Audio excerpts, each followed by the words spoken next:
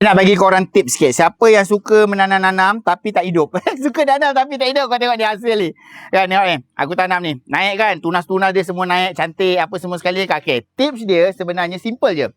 Bukan pasal biji benih yang bagus. Biji benih yang bagus tu memang bagus jugalah. Tapi tips yang paling utama yang aku nak recommendkan dengan korang ini.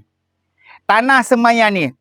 Tanah semayan ni lah permulaan media pertama yang korang kena pastikan. So kalau korang nak tanam pokok, nak dapatkan hasil yang betul-betul menjadi. Letak biji tunas. Sebenarnya cakap biji pecah lah sebenarnya cakap kan. Korang gunakan media ni. Ini dia panggil peat moss. Memang khas untuk semai pokok. Untuk permulaan. Nanti dia dah naik, dia dah 2-3 inci.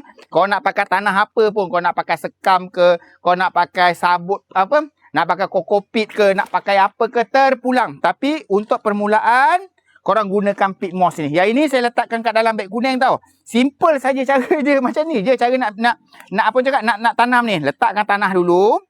Macam saya buat ni. Ni tanah peat moss Ini bukan tanah bakar ke, bukan apa cakap, bukan itu ke. Memang dia ada jual tanah khas untuk semai pokok punya. Letakkan macam ni. Ini saya bagi tips sikit. Saya harap ilmu ni dapat bermanfaat. Saya harap korang semua dapat kongsi-kongsikan dia. Simple saja. InsyaAllah. Tangan yang kata tangan panas tu semua boleh tanam. Okay.